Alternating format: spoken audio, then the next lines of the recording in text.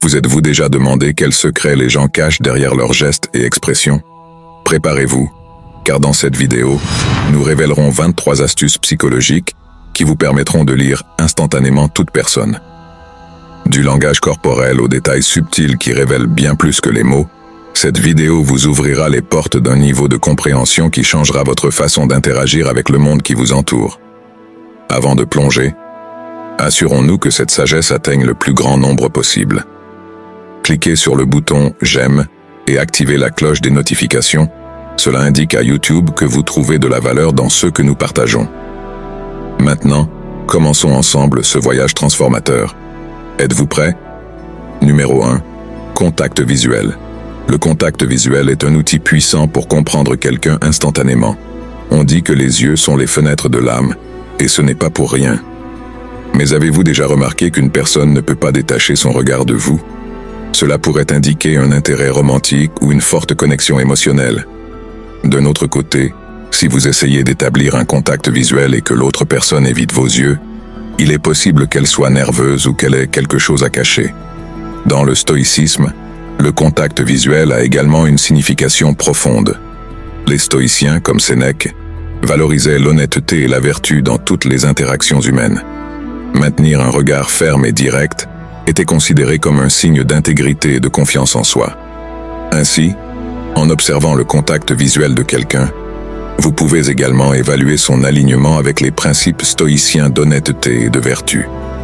Rappelez-vous, les yeux peuvent dire beaucoup plus que les mots. Mais comment pouvons-nous appliquer cette connaissance dans notre vie quotidienne? Pour améliorer votre capacité à interpréter le contact visuel, observez attentivement les personnes pendant les conversations ou les interactions sociales. Faites attention à la durée et à l'intensité du contact visuel. Pratiquez le maintien d'un contact ferme mais non intimidant lorsque vous parlez avec les autres. Rappelez-vous que le contact visuel est une forme puissante d'établissement de connexion et de communication. Numéro 2. Les sourcils. Si vous voulez évaluer le niveau de confort de quelqu'un, faites attention à ses sourcils. Il existe 3 émotions principales qui peuvent faire lever les sourcils. La surprise, l'inquiétude et la peur. Lever les sourcils pendant une conversation décontractée et détendue avec un ami est difficile. Si quelqu'un avec qui vous parlez lève les sourcils et que le sujet de la conversation ne justifie pas la surprise, l'inquiétude ou la peur, c'est un signe qu'il se sent assez mal à l'aise. Dans le stoïcisme, le contrôle des expressions faciales avait également une importance significative. Les stoïciens croyaient en la modération émotionnelle et en la capacité de rester calme dans toutes les situations.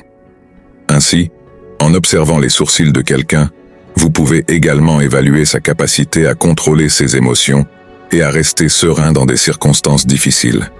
Rappelez-vous, les sourcils peuvent révéler beaucoup sur l'état émotionnel d'une personne. Numéro 3. Le sourire. Quand il s'agit de sourire, la bouche peut tromper, mais les yeux ne mentent pas.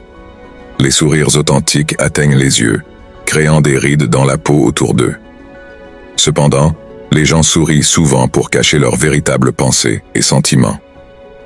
Par conséquent, la prochaine fois que vous voudrez déterminer si le sourire de quelqu'un est sincère, cherchez des lignes d'expression au coin de ses yeux. Si elles ne sont pas présentes, ce sourire cache quelque chose. Numéro 4. Ce qu'ils disent. Lorsque vous rencontrez quelqu'un pour la première fois et qu'il ne fait que parler de son merveilleux partenaire ou de complimenter ses collègues de travail, il est probable qu'il soit lui-même assez décent. Les études montrent que plus les gens qualifient les autres de gentils, polis, aimants et bien élevés, plus ils sont susceptibles de posséder ces caractéristiques. Cependant, l'inverse est également vrai. Toute personne qui critique les autres et les décrit comme manipulateurs et désagréables est plus susceptible de posséder ces caractéristiques elle-même. Il est également possible qu'elle ait des antécédents de dépression ou de troubles de la personnalité. Gardez un esprit critique et analysez si les personnes avec lesquelles vous interagissez montrent une cohérence entre ce qu'elles disent et ce qu'elles font. Numéro 5. La direction du rire. Lorsque nous rions, nous avons souvent tendance à regarder vers la personne avec laquelle nous nous sentons le plus connectés émotionnellement ou que nous voulons inclure dans notre rire. Cette direction du rire peut révéler qui est important pour nous à ce moment-là et avec qui nous nous sentons le plus à l'aise ou liés. Par exemple, Si vous êtes dans un groupe et que vous riez en regardant une personne en particulier, cela pourrait indiquer que vous vous sentez plus proche ou plus à l'aise avec cette personne à ce moment-là. Mais comment pouvez-vous l'appliquer? Lorsque vous observez quelqu'un rire et regarder une autre personne, réfléchissez à la dynamique de cette relation. Y a-t-il une connexion émotionnelle évidente entre eux? Se sentent-ils à l'aise et liés mutuellement? Observez si cette direction du rire est constante au fil du temps et si elle reflète des relations proches et positives. Cela peut vous aider à mieux comprendre les interactions sociales et les relations personnelles dans différents contextes. Numéro 6. Le paralangage. Le paralangage est la communication non verbale, comme votre ton, votre intonation ou votre manière de parler. En gros, c'est une façon élégante de dire que vous devez prêter attention à la manière dont quelqu'un dit quelque chose. Par exemple, si quelqu'un vous répond sur un ton monotone, il est probable qu'il soit déconnecté de votre concept et non intéressé. L'utilisation du sarcasme en est un autre bon exemple. Lorsque quelqu'un utilise le sarcasme, ce que la personne signifie réellement est le contraire de ce que disent les mots. Ainsi, prêtez attention à l'accent qu'ils mettent sur les mots et à la manière dont ils le disent. Cela vous donne un grand indice sur leurs véritables intentions. Dans le contexte du stoïcisme, le paralangage peut également être interprété comme une forme d'expression de la vertu stoïque de la modération. Les stoïciens mettaient l'accent sur l'importance de rester calme et serein dans toutes les situations, y compris dans la manière de parler. Contrôler le ton et l'intonation de la voix était vu comme un signe de maîtrise de soi et d'équilibre émotionnel. Ainsi, en prêtant attention au paralangage, non seulement vous interprétez les intentions de quelqu'un, mais vous observez également comment il reflète les principes stoïciens de la modération dans sa communication non verbale. Numéro 7. Regard latéral. Lorsque vous vous trouvez dans une conversation, observez la position du corps de l'autre personne. Si elle est face à vous et maintient un contact visuel, il est probable qu'elle soit intéressée et engagée dans la conversation. Cependant, si vous remarquez que la personne détourne le regard sur le côté ou cherche une sortie, cela peut indiquer qu'elle se sent mal à l'aise ou qu'elle n'est pas si intéressée à continuer l'interaction. Être attentif à ces signes vous aidera à mieux lire les signaux non verbaux et à adapter votre comportement en conséquence. Numéro 8. Hochement de tête fréquent.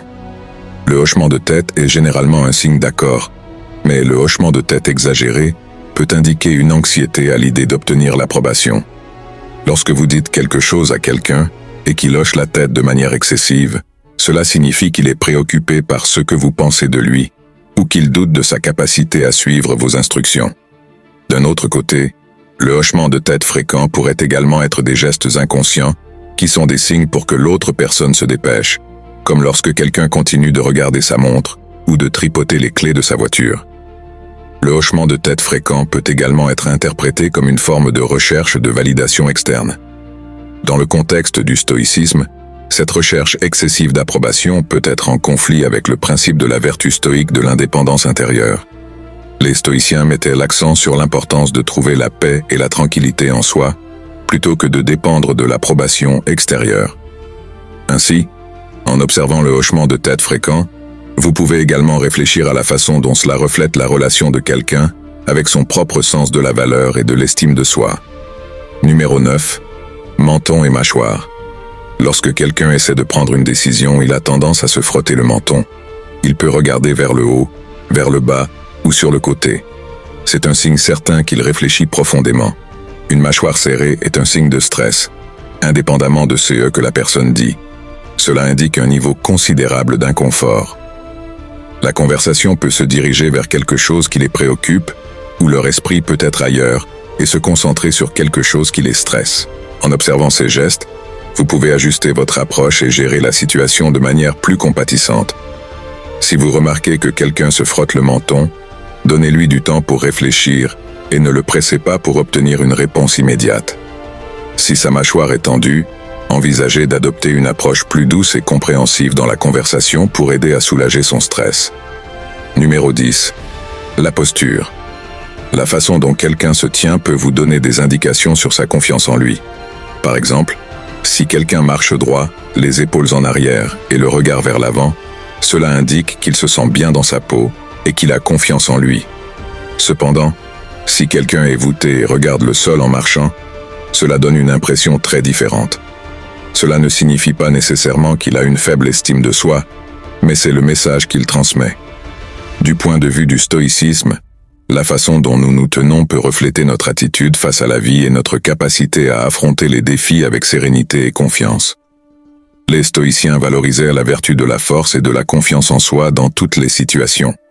En prêtant attention à la posture et au comportement des personnes, nous pouvons non seulement comprendre leur niveau de confiance, mais aussi offrir le soutien nécessaire pour les aider à cultiver une attitude plus positive et résiliente face à la vie. Numéro 11. Se frotter les mains. On pense que les mains transmettent ce que pense la tête. Lorsqu'une personne se frotte les mains, cela signifie généralement qu'elle a un sentiment positif à propos de quelque chose. Les gens font souvent cela lorsqu'ils ont de l'espoir à propos de quelque chose de bon à venir dans le futur et qu'ils sont excités à ce sujet. Imaginez que vous êtes dans une réunion de planification de projet et que vous remarquez qu'un de vos collègues se frotte les mains en discutant des idées pour un projet à venir. Cela pourrait indiquer qu'il est enthousiaste à propos des perspectives du projet et qu'il a des espoirs positifs quant à son succès. En reconnaissant ce geste, vous pouvez soutenir son enthousiasme et travailler ensemble pour concrétiser ses attentes. Numéro 12. La poignée de main. Vous pouvez en dire beaucoup sur une personne par sa poignée de main. Si elle est douce et molle, il est probable que la personne soit soumise ou facilement influençable.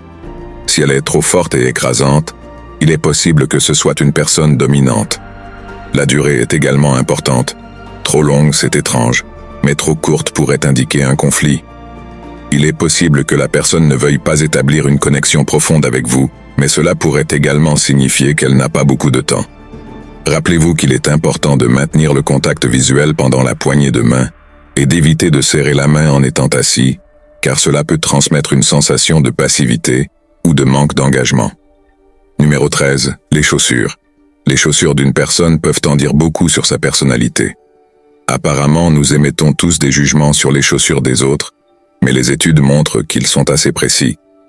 Les personnes nerveuses auront des chaussures neuves ou très propres. Les personnes amicales porteront des chaussures pratiques. Les personnes tranquilles ont une affinité pour les chaussures inconfortables et les personnes agressives portent des bottines. Jetez simplement un coup d'œil à vos propres chaussures. Votre type de personnalité correspond-il à elle? Numéro 14. L'apparence générale. La façon dont quelqu'un s'habille et se présente peut en dire long sur lui. Si la personne a les cheveux bien en place, des vêtements repassés et montre de l'attention au style, elle peut être très minutieuse. Quelqu'un avec une garde-robe plus décontractée ou des cheveux ébouriffés pourrait être créatif ou simplement désordonné. Et quelqu'un qui a l'air négligé et malodorant pourrait simplement être une personne très paresseuse. Imaginez que vous êtes à une réunion sociale et que vous rencontrez quelqu'un de nouveau. Vous remarquez qu'il est habillé de manière impeccable avec un style raffiné et soigné. Cette première impression pourrait vous amener à penser qu'il est une personne organisée et avec une haute estime de soi. Cependant, souvenez-vous que les apparences peuvent être trompeuses et qu'il est important de connaître la personne au-delà de son apparence extérieure avant de porter des jugements hâtifs. Numéro 15. Imitation du langage corporel. Si vous n'avez jamais essayé de lire les gens auparavant, c'est quelque chose que vous n'avez probablement pas remarqué. Mais faites très attention à l'avenir, car lorsque quelqu'un imite votre langage corporel, cela signifie qu'il se sent si bien avec vous qu'il veut harmoniser avec vous. C'est un signe que la conversation se passe bien et que l'autre partie est réceptive à votre message. Cela se fait inconsciemment, car personne ne marche avec l'intention de copier quelqu'un. Mais lorsque nous nous sentons à l'aise avec les gens, nous avons tendance à faire ce qu'ils font. Rappelez-vous que le langage corporel est un outil puissant pour établir des connexions et comprendre les émotions des autres. Numéro 16. L'utilisation du téléphone portable. Par exemple, si une personne regarde constamment son téléphone et est distraite pendant une conversation, cela peut indiquer un manque d'intérêt ou de l'ennui. En revanche, si quelqu'un éteint ou range son téléphone et se concentre entièrement sur la conversation, cela peut indiquer de l'attention et du respect. Numéro 17. Se lécher les lèvres. Le geste de se lécher les lèvres peut avoir plusieurs significations selon le contexte et la situation. Par exemple, certaines personnes peuvent se lécher les lèvres comme un signe d'anxiété ou de nervosité, surtout si elles se trouvent dans une situation stressante ou inconfortable. D'autres peuvent le faire pour garder leurs lèvres hydratées, ou simplement comme une habitude inconsciente. Observez quand et comment quelqu'un se lèche les lèvres pendant une conversation pour obtenir des indices sur son état émotionnel et son niveau de confort. Numéro 18. Mouvements répétitifs. Les mouvements répétitifs peuvent varier, allant d'actions subtiles comme jouer avec une bague, ou bouger nerveusement le pied à des mouvements plus évidents comme taper des doigts sur la table. Ces gestes peuvent être une façon de soulager le stress ou l'anxiété accumulée pendant une conversation. Observer ces mouvements peut vous fournir des informations précieuses sur l'état émotionnel de la personne et comment elle se sent à ce moment-là. Si vous remarquez des mouvements répétitifs, essayez de créer un environnement plus détendu et confortable pour aider à calmer les nerfs de la personne et améliorer l'interaction. Numéro 19. Changement dans la respiration. La respiration est un signe physique important qui peut révéler beaucoup sur l'état émotionnel d'une personne. Les changements dans le rythme respiratoire peuvent indiquer des émotions intenses comme l'anxiété, le stress ou l'excitation. Faites attention à si la personne respire plus rapidement ou plus lentement que d'habitude, car cela peut vous donner des indices sur ce qu'elle ressent à ce moment-là. Si vous remarquez des changements significatifs dans la respiration de la personne, vous pouvez ajuster votre approche dans la conversation pour mieux vous adapter à son état émotionnel et assurer une interaction plus fluide et satisfaisante. Numéro 20. Mouvements d'évitement. Les mouvements d'évitement, comme croiser les bras sur la poitrine ou s'éloigner légèrement de la personne avec laquelle il parle, peuvent indiquer de l'inconfort, de la résistance ou un manque d'intérêt pour la conversation. Ces gestes peuvent être une façon de se protéger émotionnellement ou d'exprimer un désaccord ou un mécontentement. Si vous remarquez des mouvements d'évitement, essayez de vous reconnecter avec la personne en utilisant des techniques d'écoute active et d'empathie. Essayez de valider ses sentiments et ses préoccupations pour créer un environnement plus collaboratif et réceptif dans la conversation. Numéro 21. L'utilisation de l'espace personnel. L'utilisation de l'espace personnel peut varier selon les cultures et les préférences individuelles. Mais observez comment une personne gère son espace proche peut vous fournir des informations précieuses sur son niveau de confort et de confiance dans l'interaction. Si la personne tend à maintenir une distance plus large avec vous, ou se sent mal à l'aise lorsque vous vous approchez, cela peut indiquer qu'elle a besoin de plus d'espace personnel ou qu'elle se sent tendue dans la situation. En revanche, si la personne montre des signes d'envahir votre espace personnel de manière inappropriée, il peut être nécessaire d'établir des limites claires pour maintenir une interaction respectueuse et confortable pour les deux parties. Numéro 22. Pupilles dilatées. Les pupilles dilatées peuvent être un indicateur important de la réponse émotionnelle d'une personne. Dans les situations d'intérêt ou d'attraction, les pupilles tendent à se dilater naturellement. Observer ce changement dans la taille des pupilles peut révéler l'intensité des émotions que la personne ressent à ce moment-là. D'un autre côté, dans des situations de stress ou d'anxiété, les pupilles peuvent se contracter. Être attentif aux pupilles dilatées peut vous aider à mieux comprendre l'état émotionnel sous-jacent de la personne et à adapter votre communication en conséquence pour maintenir une interaction positive et efficace. Numéro 23. Mouvements inconscients des pieds. Les mouvements inconscients des pieds peuvent révéler beaucoup sur l'état émotionnel et mental d'une personne. Par exemple, si quelqu'un est anxieux ou nerveux, il est possible que ses pieds bougent de manière agitée, comme s'ils tambourinèrent sur le sol ou se balançaient d'un côté à l'autre. En revanche, si quelqu'un se sent détendu et à l'aise, il est probable que ses pieds restent immobiles ou aient des mouvements doux et contrôlés. Observer ces mouvements subtils peut fournir des informations précieuses sur l'état interne d'une personne, même si elle n'en est pas consciente. Rappelez-vous ceci toujours. Certaines personnes sont assez douées pour lire les signaux que les autres émettent, tandis que d'autres sont tellement mauvaises qu'elles ont besoin que l'autre personne leur dise directement ce qu'elle pense. Lire les gens n'est pas facile, mais si vous pouvez le faire, c'est une compétence fantastique. Bien sûr, tout le monde est différent, donc interpréter leurs mots et actions peut ne pas être toujours précis, mais avec un peu de chance, avec ces conseils, vous serez sur la bonne voie pour vous améliorer dans la lecture des personnes. Nous voulons savoir ce que vous en pensez. Lorsque vous rencontrez quelqu'un pour la première fois, qu'est-ce que vous remarquez habituellement en premier chez lui? Faites-le nous savoir dans les commentaires ci-dessous. Nous sommes impatients d'entendre vos histoires de succès. Alors abonnez-vous, activez les notifications et laissez un commentaire ci-dessous. Partagez votre chemin, vos victoires et même vos luttes. Si vous ne savez pas quoi commenter, écrivez simplement Esprit Stoïque pour montrer que vous avez suivi notre session. L'action alimente cette communauté, nous guidant vers la sagesse et surtout vers l'art de transformer chaque défi en opportunité. Si vous souhaitez soutenir ce contenu financièrement, envisagez de devenir membre de la chaîne. Lien dans le commentaire épinglé.